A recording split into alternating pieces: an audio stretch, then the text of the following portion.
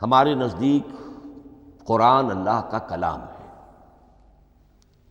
جو محمد الرسول اللہ صلی اللہ علیہ وسلم پر نازل ہوا، اور تیسرے یہ کہ یہ مکمل محفوظ شکل میں موجود ہے بنوعاً، اس میں نہ کوئی تحریف ہوئی ہے نہ کوئی تبدیلی ہوئی ہے۔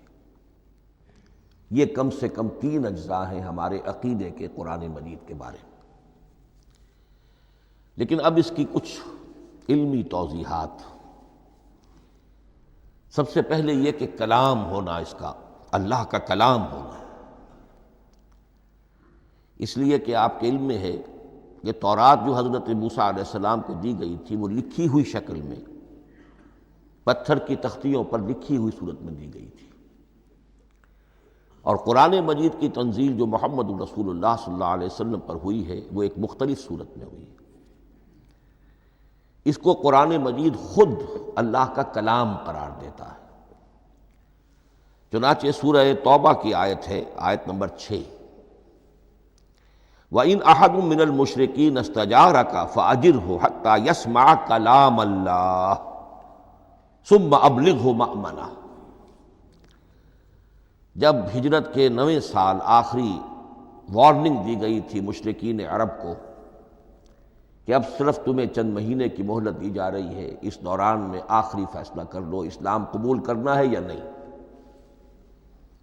اس لیے کہ اس کے بعد مشرکین عرب کے لیے کوئی رعایت نہیں ہوگی، جو لوگ اسلام قبول نہیں کریں گے انہیں تہہ تیغ کر دیا جائے گا۔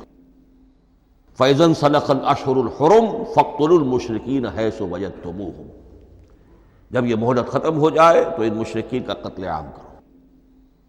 اس کی وضاحت پھر جب سورہ توبہ ہم پڑھیں گے تو اس وقت ہوگی، اس وقت یقیناً ذہن میں کچھ اشکالات آئیں گے، لیکن اس وقت اس ضمن میں تفصیلی بحث کا موقع نہیں۔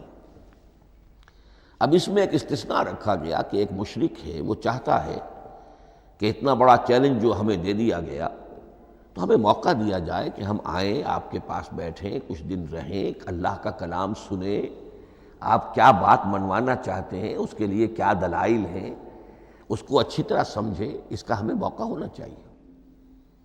اس کے لیے یہ آیت نازل ہوئی کہ وَإِنْ أَحَدٌ مِّنَ الْمُشْرِكِينَ اسْتَجَارَكَ، اے نبی اگر ان مشرکین میں سے کوئی شخص آپ سے پناہ طلب کرے فَأَجِرْهُ، اسے پناہ دیجئے، حَتَّى يَسْمَعَ كَلَامَ اللَّهِ، یہاں تک کہ وہ اللہ کا کلام سن لے۔